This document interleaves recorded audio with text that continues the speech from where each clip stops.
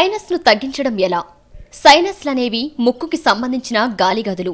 ముక్కుకి రెండు వైపులా కనుబొమ్మలపైన కింద మొత్తం 6 ఉంటాయి. ఇలా కఫం చేరుతుంది. అలా అవి బ్లాక్ అవుతాయి.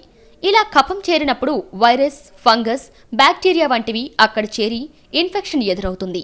కొందరిలో అకస్మాత్తుగా ఈ సమస్య మొదలై 10 లేదా 15 రోజుల్లో తగ్గిపోతుంది. కొంతమందిలో మాత్రం దీర్ఘకాలం బాధిస్తుంది.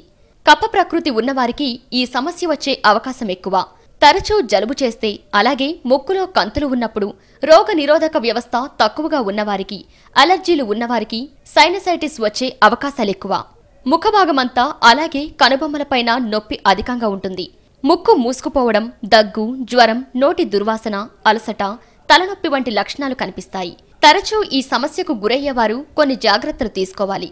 కఫాన్ని తగ్గించే వెల్లుల్లి, అల్లం, మిరియాలను ఆహారంలో వాడాలి. నిత్యం పచ్చి ఉల్లిపాయలు తినడం మంచిది. కఫాన్ని పెంచే గుణమున్న చల్లని, తీపి పదార్థాలు తగ్గించాలి. చల్లగాలిలో, వానలో తిరగకూడదు.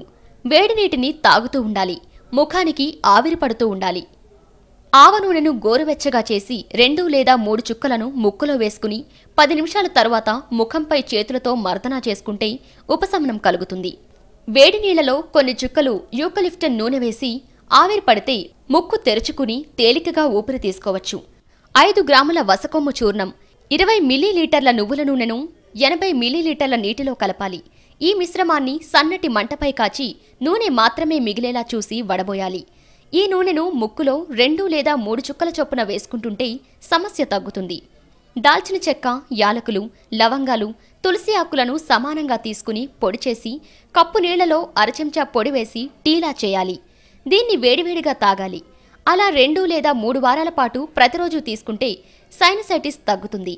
కప్పు పాలల్లో అరచెంచా సొంటి పొడి వేసి బాగా కాసి వేడివేడిగా తాగితే సైనస్ నుంచి ఉపశమనం కలుగుతుంది.